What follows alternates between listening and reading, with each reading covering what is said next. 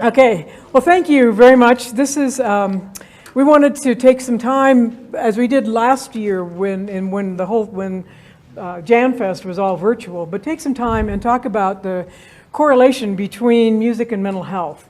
And we titled it So Much to Sing About, because we really do think there's a whole lot to sing about when it comes to the importance of music in establishing mental health. And I just said to Brad, we ought to take just a moment and sort of introduce ourselves. This is Brad Ellingboe. No, thank you. No, and this is Talitha Arnold. Right. That perhaps the various hats that we wear. I think, as most of you know, I'm the senior minister for United. I also serve on the National Action Alliance for Suicide Prevention, which is a public-private partnership sponsored by the Department of Defense, Health and Human Services, and Veterans Affairs. And so both as a pastor and also as a research person and speaker around mental health issues, the issues around mental health have been a part of my professional life. They've also been part of my personal life. I grew up in a family where there were some mental health issues for a couple family members, and so I come at this issue of mental health and suicide prevention not just as an interested bystander or even from my professional or vocational life, but also being part of what shaped me as a young person. And it's not why I went into ministry, but sometimes we get called by things that we are surprised by. So that's sort of those are the hats I wear, and I also love music, and music has saved my life more than once in various kinds of ways. It saved me from my adolescence, if nothing else. Which, by the laughter, my hunch is that may be a common experience, you know? Okay. It's a knowing laughter, right. I am Bradley Ellingbeau. I am the director of choirs here and also founded Choral Lux in 2015. And so the church and the Choral Lux have, as you know, been co-sponsors now for, I think this is our 4th year. Mm-hmm. And I don't have as much background professionally in mental health topics as Talitha, but I have been a professional musician for 40 years, so that sometimes comes out with the people we've been with. The chance, though, to talk in a real way about how singing is, I mean, you're all here because you love to sing, but there is scientific proof that it is good for you, it's good for your body, it's good for your mental health. You knew some of this, so we are almost literally preaching to the choir. But we did want to bring this to your attention so that you continue to, and we have some young people we hope will make it a part of their many years ahead, and for all of us, for all our years ahead. I guess maybe I have the first. Go for it. Yep. We have a little PowerPoint, if you will, but we're not going to project it. But you have some things in front of you, and one of them refers to Helen Kemp.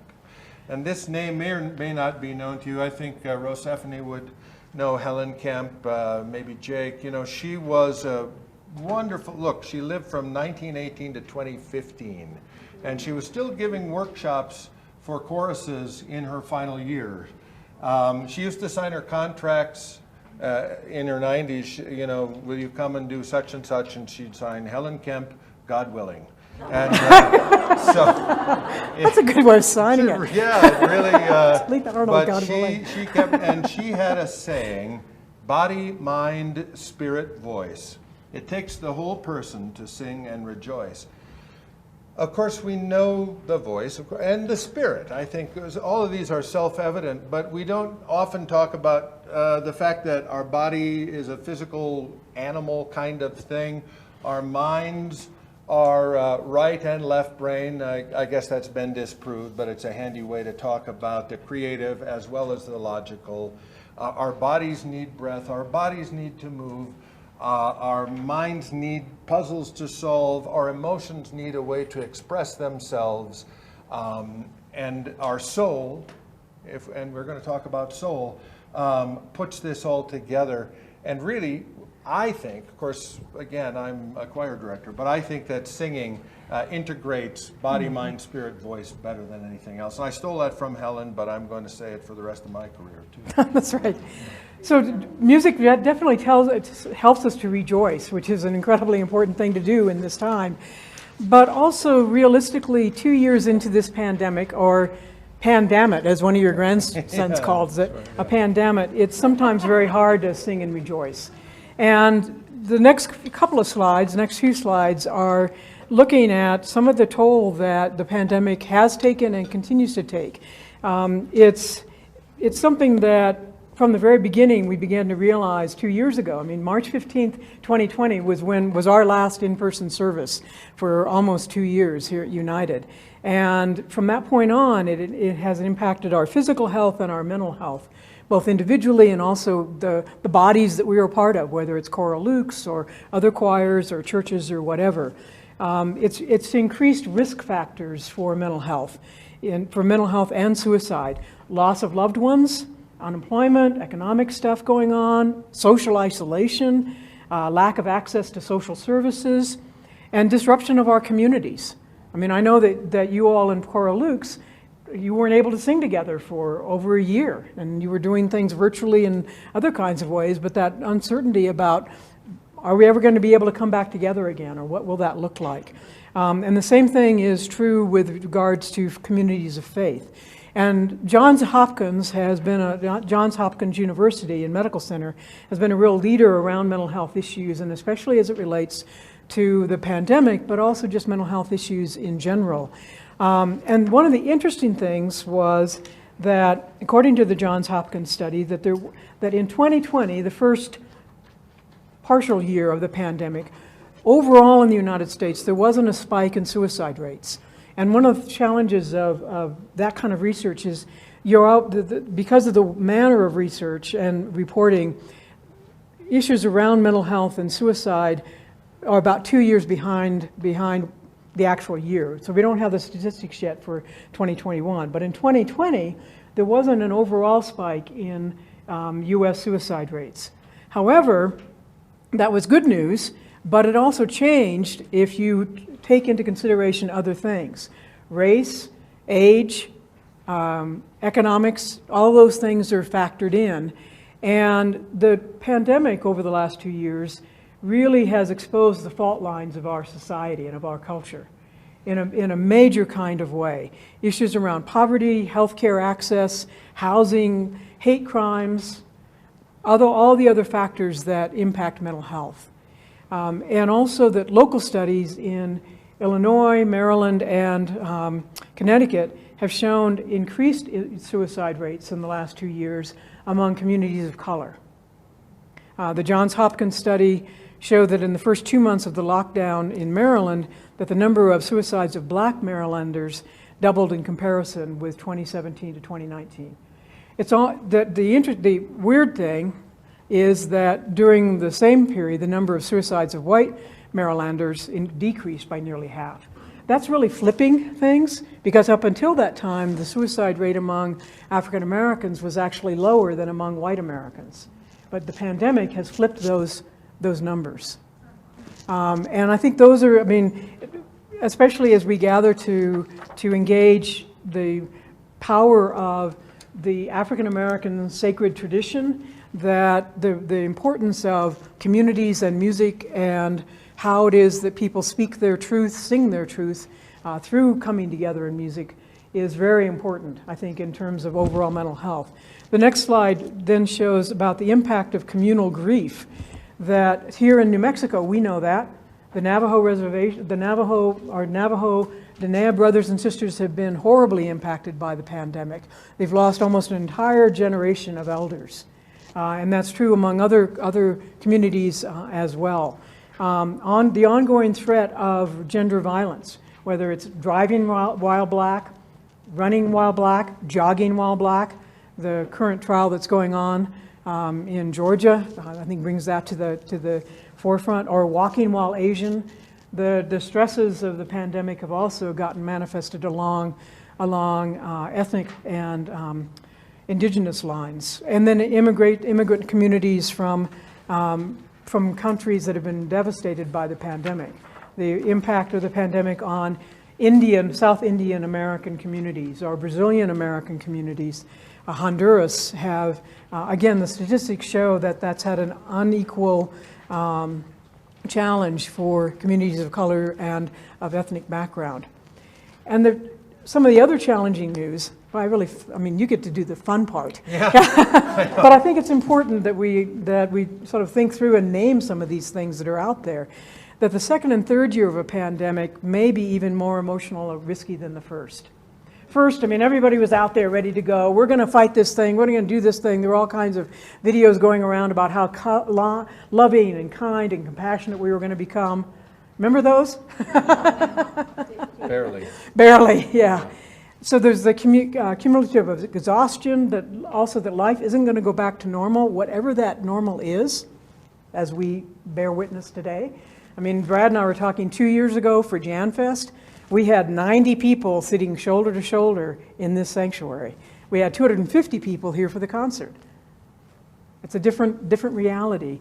And then also the whole uncertainty, the variant viruses. You know, we just get to the point of saying, okay, we're going to do this last summer, then Delta comes along. Then we're going to do it in January, then Omicron comes along. And where we are with it now, then the governor says, take off your masks. Or says, you know, masks don't have to be worn. How you direct a choir, how do you lead a congregation? Those are the challenges. And then also just the normal patterns of grief that the next year is sometimes, the second or third year after a loss, after a death, is sometimes harder than the first year. First year, you got support. First year, you're just getting through it, shoulder to the wheel. Second and third year is like, oh my goodness, this is for real. You know, I remember after my mom passed away, realizing the second year, wait a minute, you know, she can come back now. I won't take her for granted. I won't argue with her, at least not as much. And it was like I had to reorient my whole world. Same thing is true with this pandemic that we're in. So if you're feeling a bit tired, stressed out, all those kinds of things, you're in the right place today because you're getting a lot of oxygen. So. And the good news is that there are also, not only are there songs of joy and happiness, there are also songs for this time as well. And Persephone's talked about that in your leadership this morning already with regard to the Lord Walk With Me song, that singing can give voice not only to our joy, but also to our lament. And saying, we're not alone in this, but I'm going to break the silence of what's going on. Yeah, Richard also alluded to the fact that we've really identified some fault lines in the last couple of years. We always probably knew they were there, but for some people, if they had a nice home and money in the stock market, the last 2 years were pretty good. You know, they were an inconvenience. And for other people, living on the edge of economic security, it's been a really tough 2 years. And I'm reminded then, when we become more divided, and politically there have been, I don't need to tell you, then not being able to be together has really made a problem too, because we don't rub shoulders with somebody that we like that maybe has a different point of view, that you go, you know what, I wouldn't have thought that, but I like that person and let me give it some thought. We've been in our own silos. As Talitha was talking, it reminded me, I'm a student of history, and I was reminded of the fact that every person that I knew, my parents, my grandparents, those kind of people who lived through World War II, they remember it as this golden time when the country pulled together and by golly, we were all on the same team.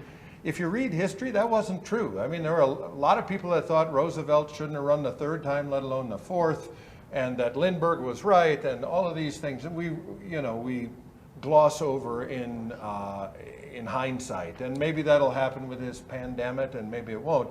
But we are in the middle of it now, and singing and being in community brings us together, and we haven't been able to. And there's a grief around that. There are things that we've had a hard time naming.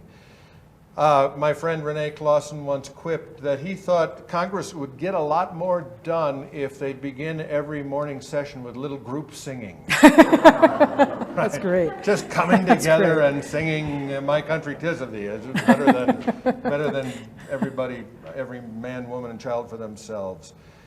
The theme of this year's Febfest is "There is a balm in Gilead."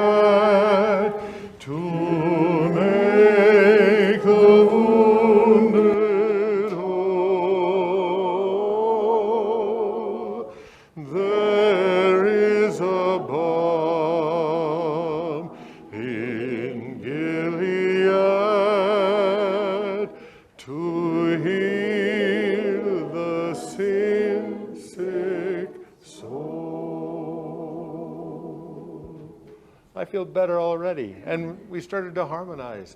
We don't always need sheet music to figure out how to come together and make something of beauty. Sorry. So we really do have a lot to sing about, and I think we need to sometimes.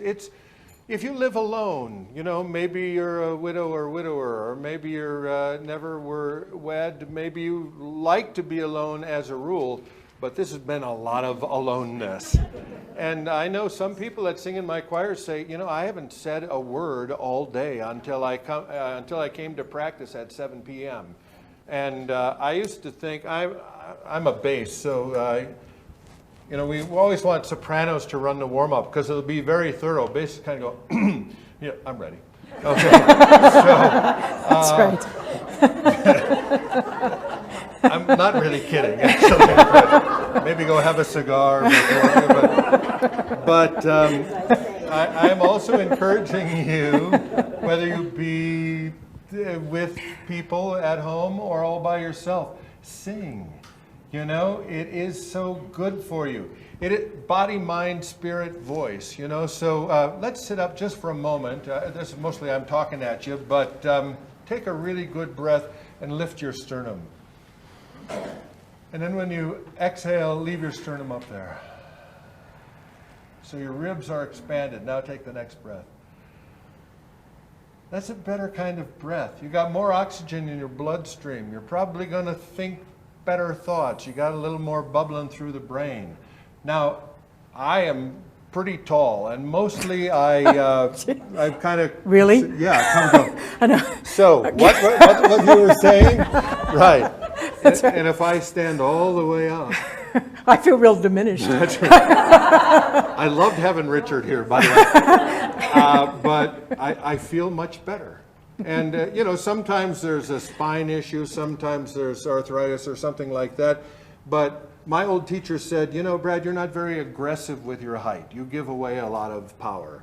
And I think that perhaps makes me more approachable. But when I go to sing, I have to stand up. And you maybe should do that sometimes at home, even if you, especially if you live all by yourself. Mm-hmm. I just read a quip. The police just stopped by and said that if I'm going to walk around naked in my home, I have to be inside.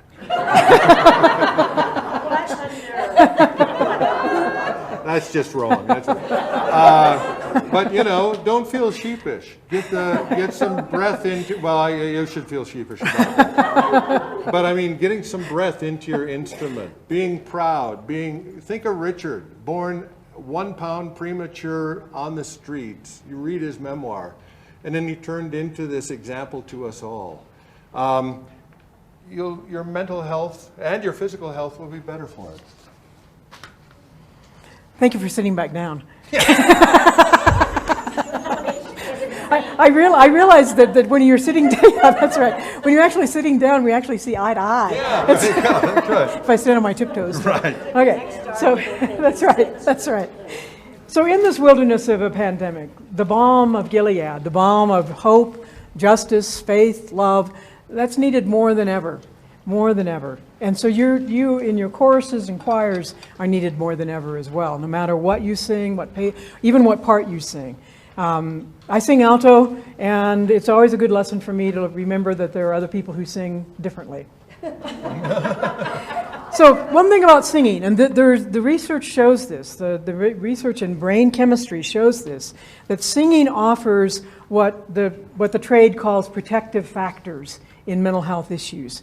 And especially singing in choirs, communities, ensembles, congregations, etc. The picture that's in your slide or in your paper is actually from 2 years ago when everybody was seated over here.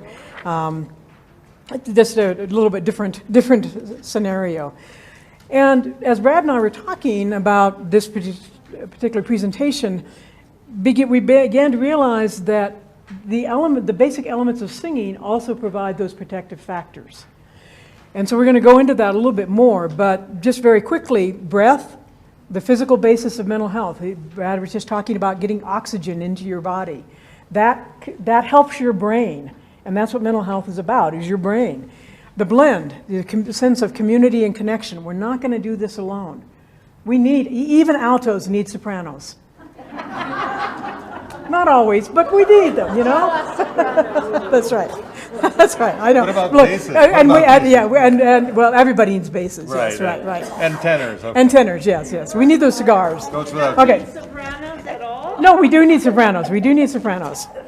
And we also, that rhythm, that establishes trust and community. Trust and community, trusting, can I trust the bass to carry those altos along?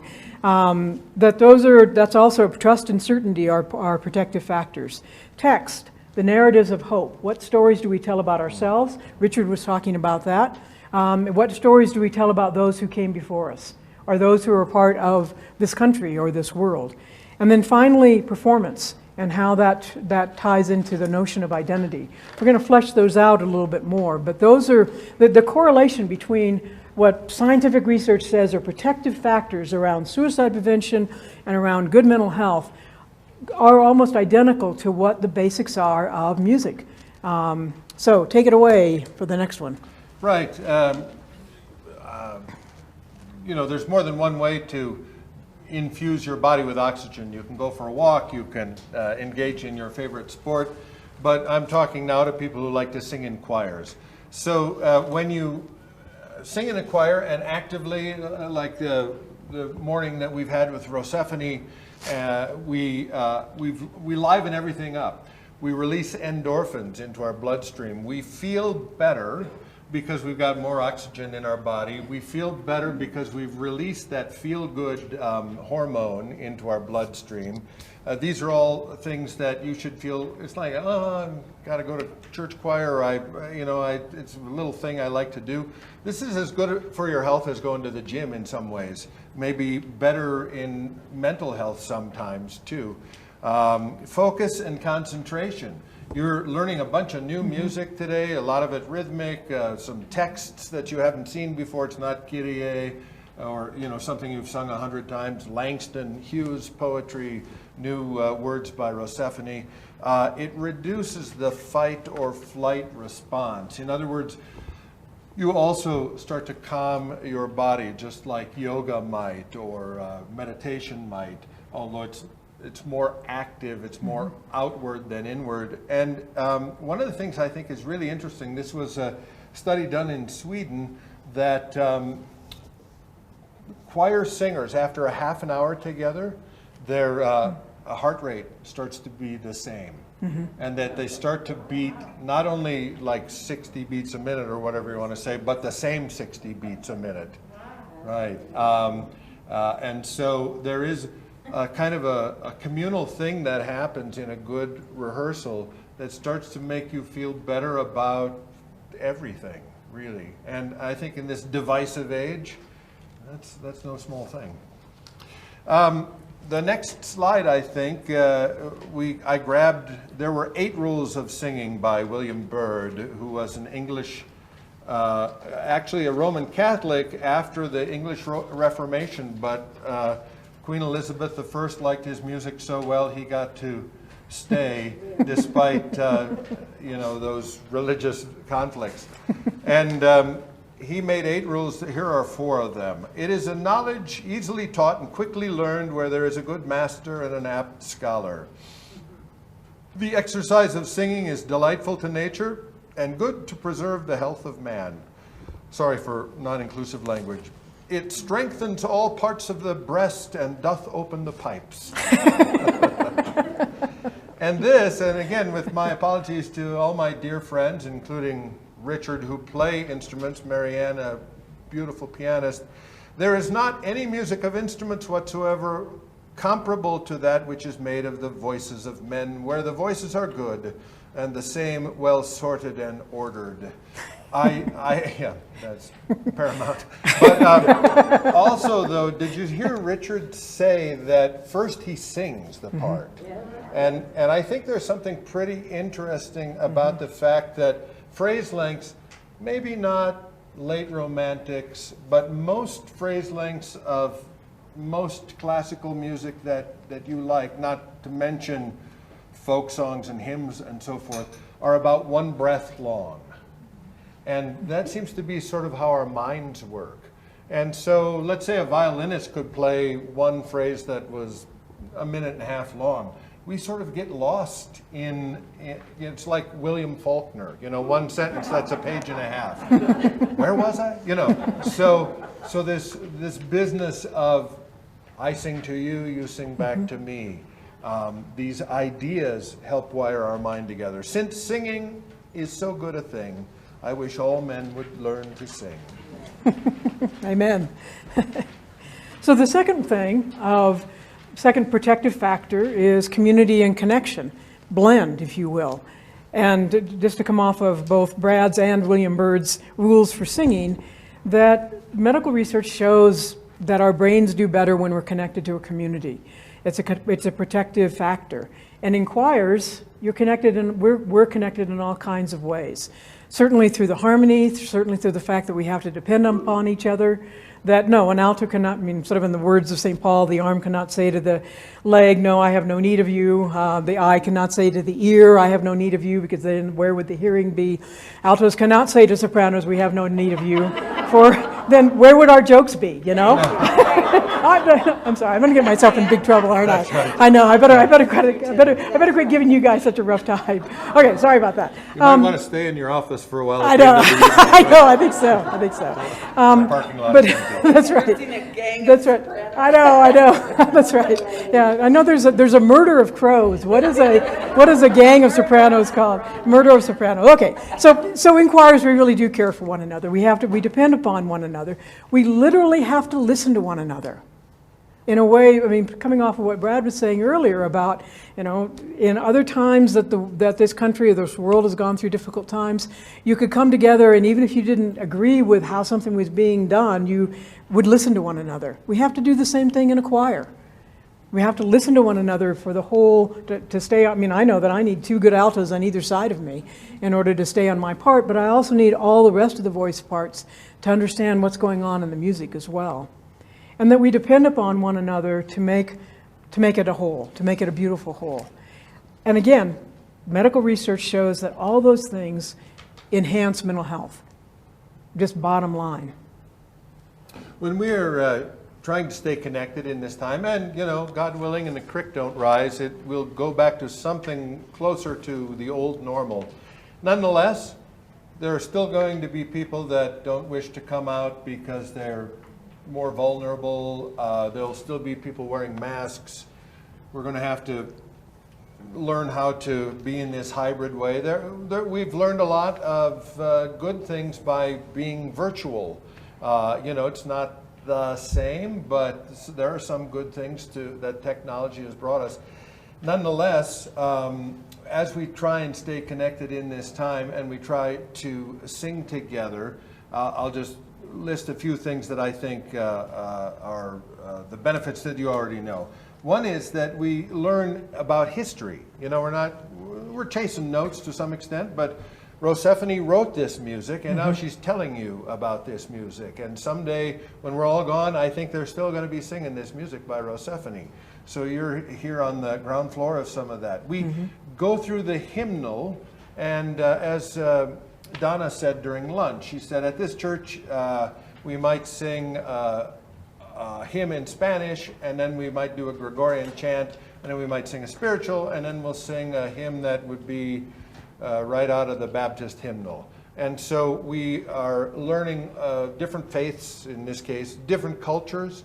If you sing in Coro Lux, for example, we sing Brahms, and then we're going to sing Dave Brubeck and all of this, and we've got to think about what these artists wanted and try and make those sounds come to life. We get to connect with composers and conductors.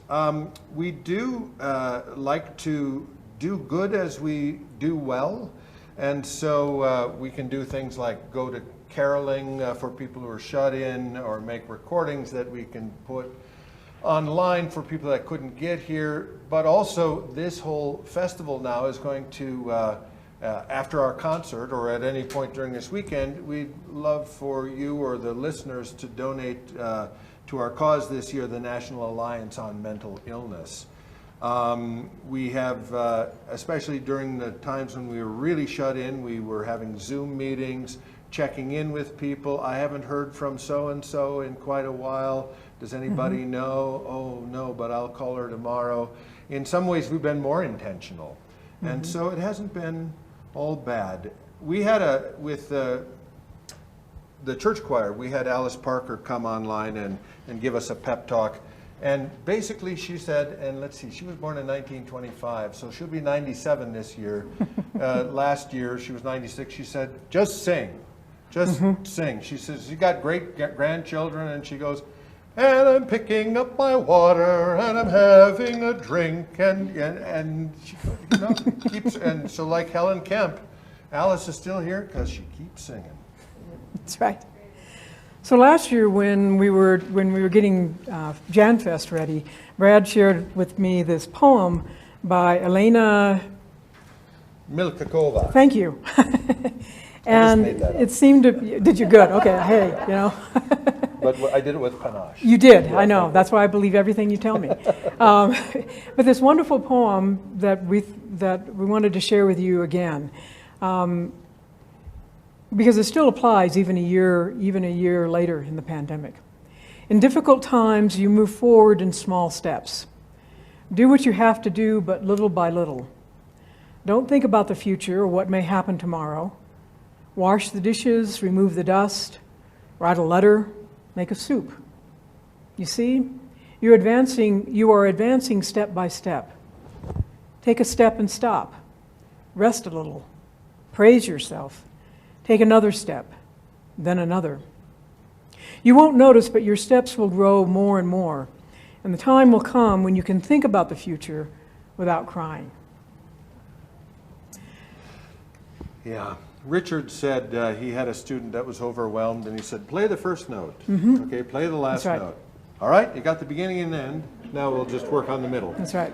So we do, you know, less and less. I don't need to I look around and see people, most of you will know what I mean, but when we used to sing more, you know, we used to sing while we washed the dishes or sing while we, I don't know, just people would get together and it was the national anthem at the baseball game and people sang. Now people mostly stand there. Well, who can keep up with who they've got singing too?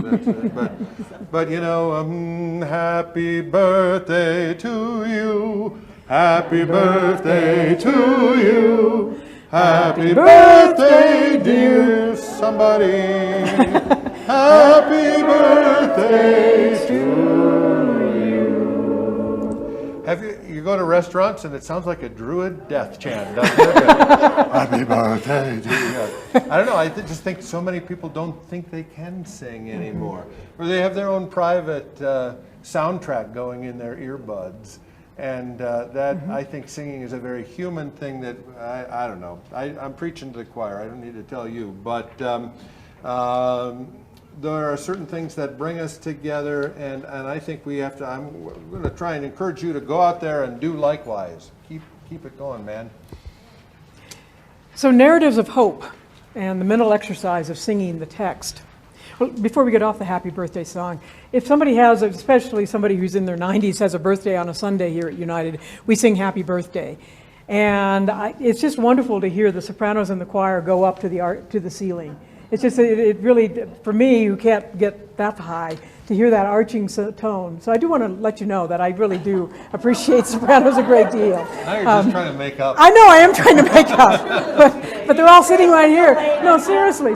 I mean, there is something just exalted about hearing those high voices go to places that I could only dream of. So really, it's, yeah. I'm not just trying to make up. No, there you go. Yeah, right. Nice I'm serious. Schmooze, Yeah, was that yeah, well smooth? Good, yeah. It was sincere schmooze, okay? Okay, narratives of hope and mental exercises.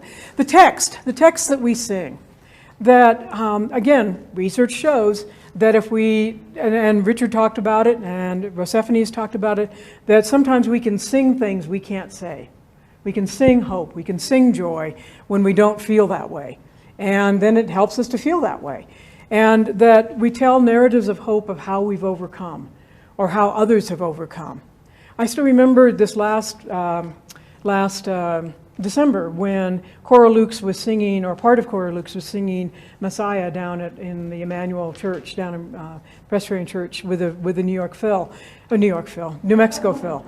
And two of our choral scholars, Gabby Dietrich sang Rejoice Greatly, and Becky Brunette sang I Know That My Redeemer Liveth.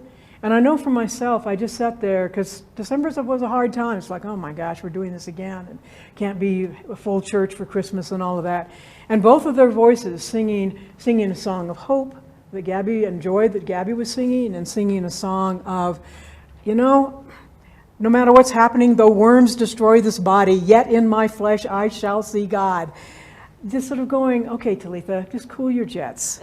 This is where you need to be, and these are texts that people have been singing for literally thousands of years, because they go back to the prophet Isaiah, but they've certainly been singing it for hundreds of years in Handel's Messiah.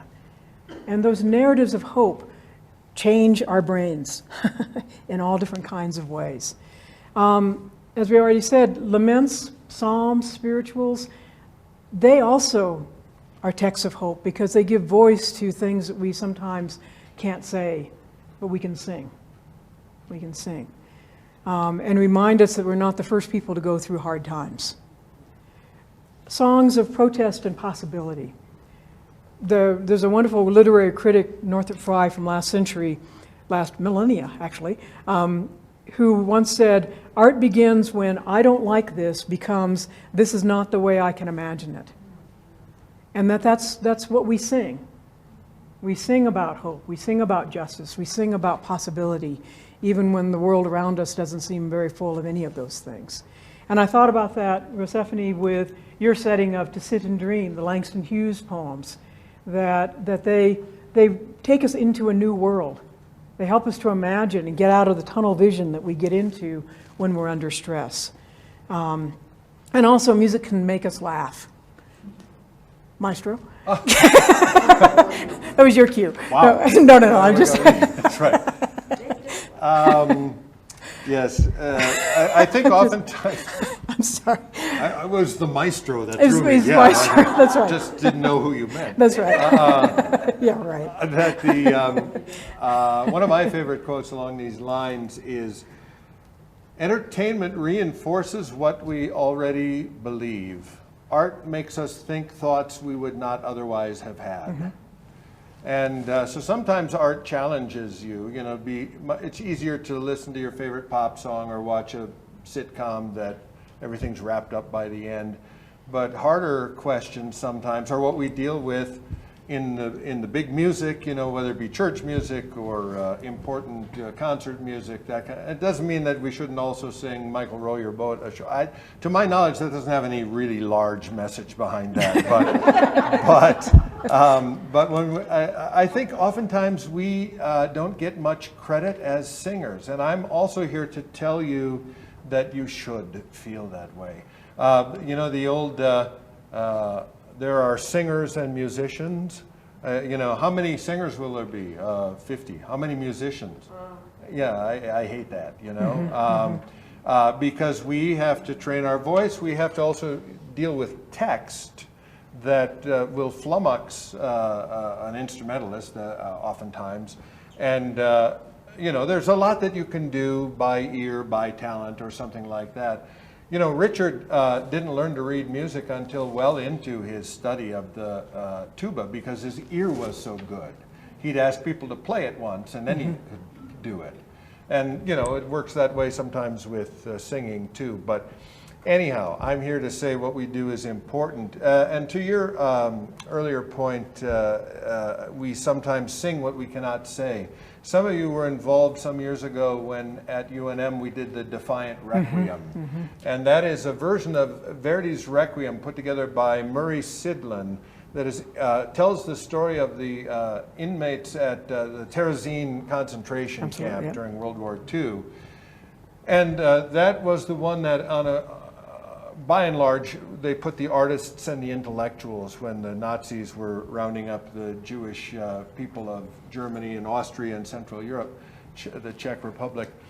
And there was one fellow that brought his score of Verdi's Requiem, and then he taught it. They had one beat-up piano in the basement, and they allowed him to organize singing, and they memorized Verdi's Requiem. If you've ever sung Verdi's Requiem, you know that's something to remember. That's saying something. And then, of course, they were 99.9% Jewish, and some of the elders, you know, the rabbis and so forth, called this musician aside, and he said, "Why are you doing this? Why are you not doing something by, you know, Ernest Bloch or something like that?" He said, "Well, this is what we have, but also we can sing to them what we cannot say to them, and that is that someday they will be judged for what they have done."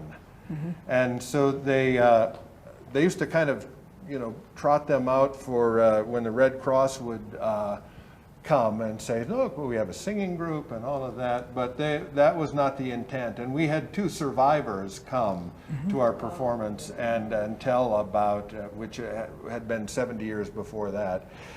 Anyhow, these are powerful stories. My, I'm proud to say, was a friend of mine, Weston Noble, conducted at Luther College for 57 years. And he used to say that every piece worth doing creates its own sound world. And we've got, even with the music of Rosephine, we've got 3 different sound worlds. We've got a spiritual that she's arranged, we've got a Langston Hughes poem that she's set, and then we've got words and music by her in a gospel style.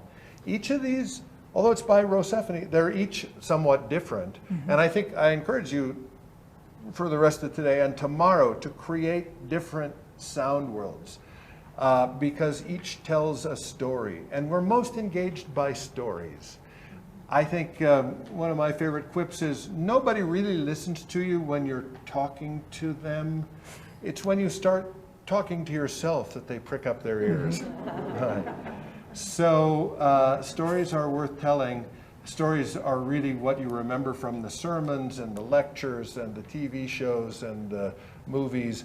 And stories are what get us through. And then Richard, Cary Grant once said, he said, "I invented Cary Grant, and then I became him, or he became me, or we met somewhere in the middle."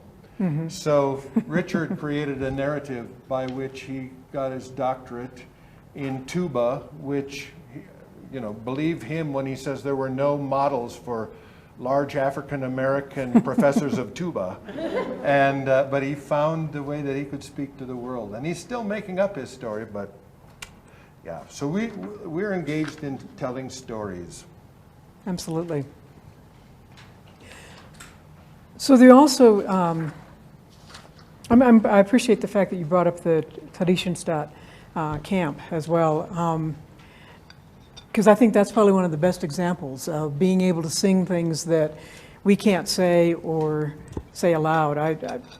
Not with the UNM choir, but with the Berkshire Choral Festival, I had the opportunity to sing the Defiant Requiem in the camp about 10 years ago, and to just think of I mean, we think we've had a hard time figuring out how to sing, but how to sing under those conditions and to keep hope alive. And the people who had managed to survive, saying that music really did keep them alive in that period of time. I think we've got it bad.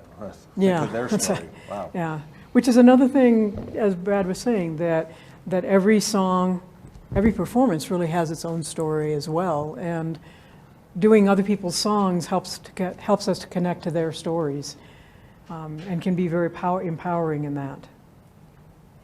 And then finally, another protective factor when it comes to mental health is, again, being able to tell your own story, being able to find your voice.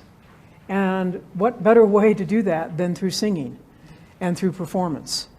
And that choral singing provides a sense of identity for children, for youth, for adults, whatever our age may be.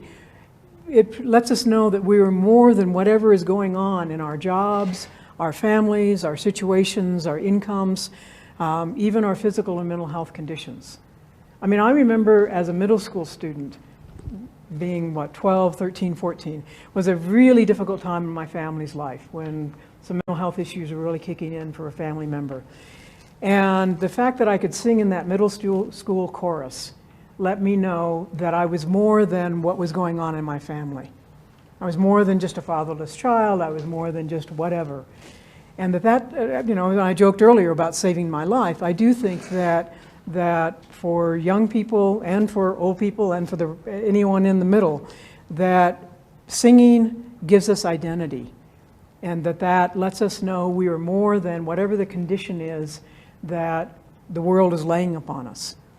It also reminds us, and I think, Rosephine, you've talked about it in the work that you were doing with the choir earlier and also this afternoon, that it reminds us that we are children of the Great Spirit, or the children of God. No matter what the world is saying about who you are, when you sing about who you really are, you become who you are. I mean, that's what Richard was talking about. It's what Rosephine's talked about.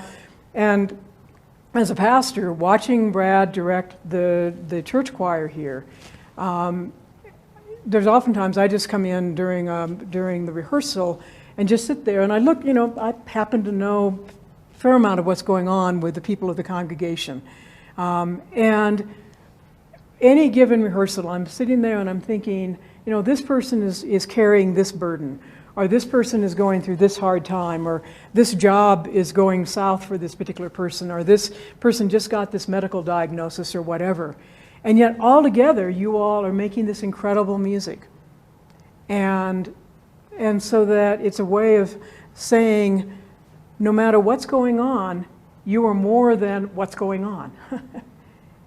And that's been an incredible gift for me, working with Brad over the last 6 years or so, of just being able to sit in the back and just go, this is what people are being transformed in this choir rehearsal.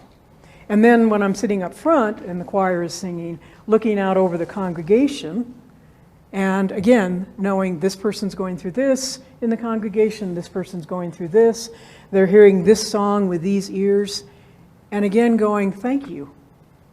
Thank you, choir, thank you, Brad, thank you, composer, whoever it was, for somehow knowing what was going to be going on in the life of this individual, even 200 years ago, or what's going on in the life of this congregation here and now. And oftentimes we'll see people, with tears running down their faces because the music is somehow telling them, helping them find their own voice, and also reminding them they are not alone in whatever is going on, and that they are beloved children of a loving God who creates such beauty. So. You made me very uncomfortable with all those compliments. I know that. But that's because you're a Lutheran in Minnesota, Right. It's, well, but seriously, no. I think sometimes we have to say the truth. Well, thank you very much. You can pay me later. Excellent schmooze again, right? It's true. No, I was quoting John Ferguson at lunch to Rosephine and Richard and Donna, and he once said, he's retired now from St. Olaf College, but was college organist, led the choir, and was a long-time church musician. He said, music in the church is only ever going to be as good as the senior minister wants it to be. So thank you for that. Yeah, she wants it to be good here, and gives us the resources. The next slide, I think you have, starts with breath of life. I think you know that the Latin root for breathing is spirare. So inspiration, you breathe in, and God breathed out and created the world. He sang the world into. Native Americans say the world was sung into being.